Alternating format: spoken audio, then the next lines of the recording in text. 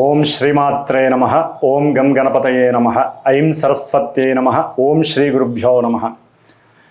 జ్ఞానానందమయం దేవం నిర్మలస్ఫటికాకృతిం ఆధారం సర్వవిద్యానాం శ్రీ హయగ్రీవముపాస్మహే. హయగ్రీవ అనుగ్రహ సిద్ధిరస్తు.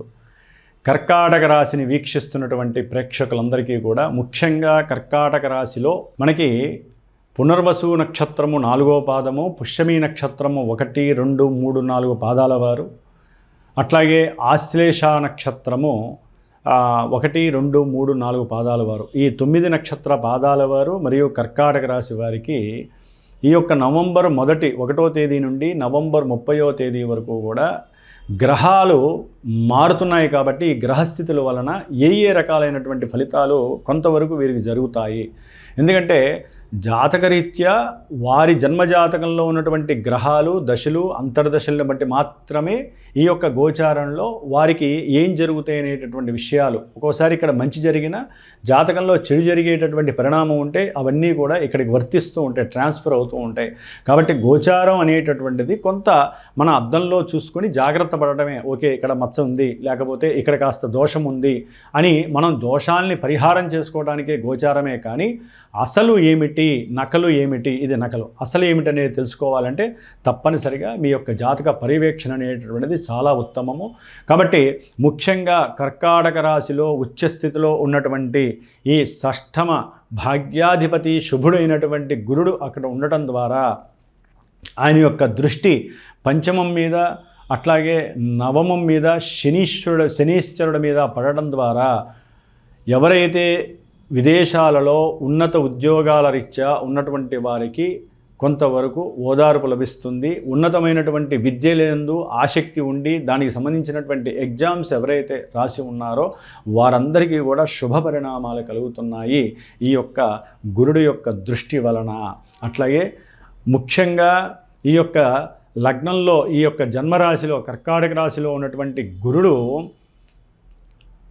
ఎవరైతే అనారోగ్యంగా ఉంటారో వారందరికీ కూడా, అంటే దీర్ఘకాలిక పరంగా తండ్రి పరంగా కానివచ్చు, వీరి యొక్క ఆరోగ్యరీత్యా కావచ్చు, కొంత ఇబ్బందులు అయితే కనుక ఉన్నట్లయితే కనుక అవి కొంతవరకు వెసులుబాటుగా పక్కకి జరిగే అవకాశం ఉంటుంది. అంటే అనారోగ్య నివృత్తి జరగడానికి వీరి యొక్క స్వయం కృషి, కొంత తెలివితేటలు, పూర్వజన్మలో చేసుకున్న పుణ్య ఫలితం కావచ్చు, లేకపోతే ఈ జన్మలో ఈ మాసంలోనో పోయిన మాసంలోనో వారు చేసుకున్న దానాలో ధర్మాదులో, లేకపోతే ఆ పూజలు ఈ పూజలు, లేకపోతే ఈ కార్తీక మాసం వాళ్ళు ఉంటున్న ఉపవాస దీక్షలు కావచ్చు, శివాభిషేకం పంచామృత తీర్థం కావచ్చు, ఏదో రకంగా పూర్వపుణ్య కర్మ ఫలితం అనేటటువంటిది వీరికి ఆర్థిక పరంగా, ఆరోగ్యపరంగా, మాతృప్రేమపరంగా మంచి ఉన్నతమైనటువంటి వృత్తి, అంటే స్వదేశంలోనే మంచి మార్పు కలగడానికి అవకాశం ఉంది. అట్లాగే ప్రయాణాలు, దైవపరమైనటువంటి అభీష్టంతో, అంటే ఏదైనా పుణ్యతీర్థానికి వెళ్ళి కార్తీక మాస స్నానము ఆచరించాలి అనేటటువంటి ఆశ కలగటము, దాని దగ్గర ప్రయాణాలు పెట్టుకోవటము, దాని ద్వారా కొంత ఆర్థిక నష్టాన్ని వీరు కలుగు చేసుకోవడం జరుగుతుంది. దానికోసం కొంచెం అవసరమైతే బంధువుల దగ్గర నుంచి కొంత అప్పుని స్వీకరించే ప్రయత్నం కూడా వీరు చేసే అవకాశం ఉంది కర్కాటక రాశి వారికి. ముఖ్యంగా కర్కాటక రాశి వారికి పంచమ స్థానంలో ఈ కుజగ్రహము ఈ నవంబర్ నెలల్లో ఉంటుంది. ఇది ఈ పంచమం అనేటటువంటిది మన న్యాచురల్ జోడియాక్లో 8వ స్థానము, ప్లస్ కర్కాటక రాశి వారికి 5వ స్థానము. ఇది ఏంటంటే దీని యొక్క ప్రతికూలత ఏ విధంగా ఉంటుందంటే సంతానము. ఎవరైతే సంతాన పరంగా స్త్రీలు గర్భాన్ని ధరిస్తారో వారు కొంచెం జాగ్రత్తగా ఉండాల్సిన పరిస్థితి. గురువు యొక్క దృష్టి వలన కొంతవరకు ఆయన రక్షిస్తాడేమో, కానీ ఈ యొక్క నవంబర్ 17 తర్వాత పాపి అయినటువంటి రవి కూడా అక్కడికి వస్తాడు. అంటే రవి కుజులు ఇద్దరూ పంచమ స్థానంలో.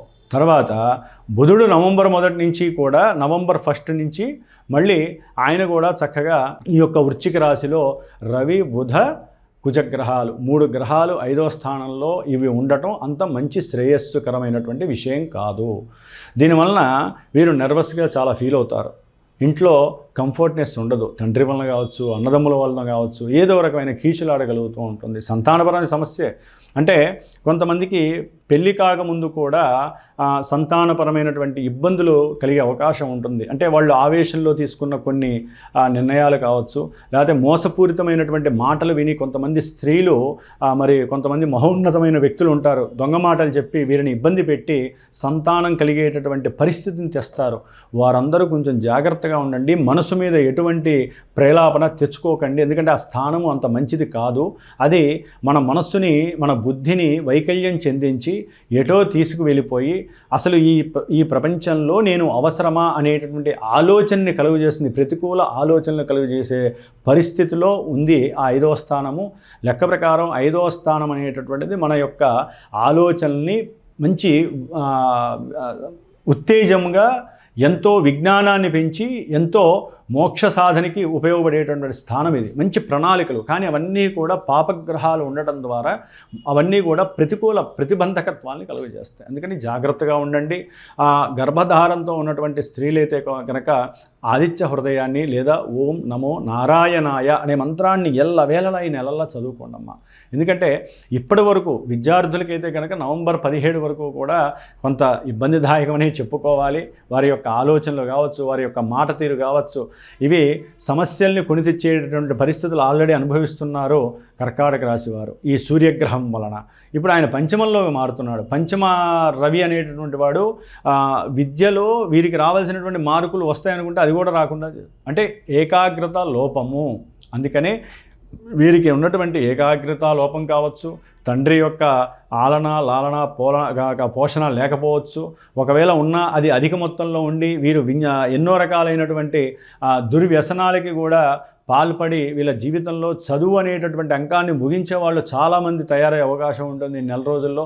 అందుకని తల్లిదండ్రులు ఎవరైనా సరే పిల్లలకి ఈ మంత్రాన్ని పఠించు నాన్న, నీకు చక్కటి జ్ఞానము కలుగుతుంది, నువ్వు ఏదైనా ఎగ్జామ్ రాసేటప్పుడు మంచి ప్రణాళికలతో, మంచి సృజనాత్మక శక్తితో నువ్వు నీ యొక్క శక్తిని ధారపోసి చక్కగా రాస్తావని చెప్పి వారికి గుండె నిబ్బరాన్ని ఇవ్వండి.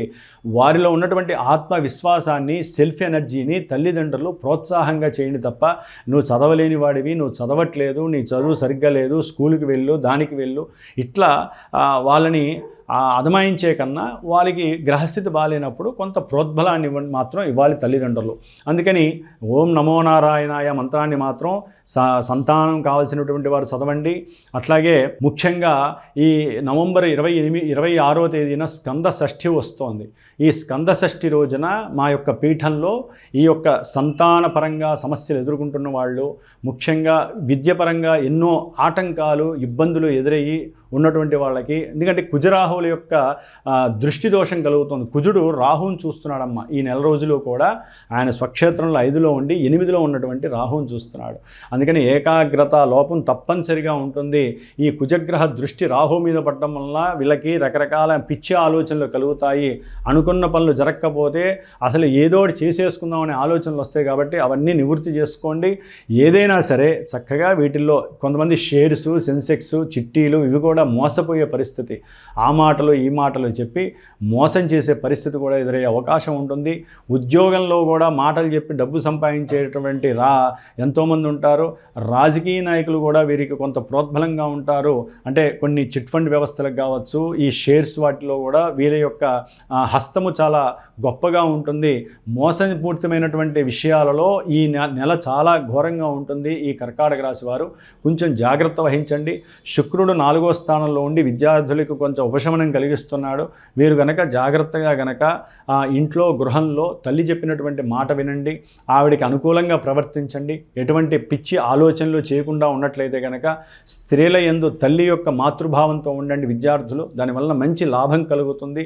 దంపతులు ముఖ్యంగా జాగ్రత్తగా ఉండండి. దంపతుల మధ్య మాట పెరిగి ప్రయాణాల విషయంలో కావచ్చు, ఉద్యోగ విషయంలో కావచ్చు, కెరీర్ విషయంలో కూడా వీరి మధ్య అగాధాలు సృష్టింపబడే అవకాశము, ప్రయాణాల వలన కొన్ని ఆర్థిక ధననష్టాలు, కొన్ని ఆటంకాలు, ప్రమాదాలు జరిగే అవకాశము.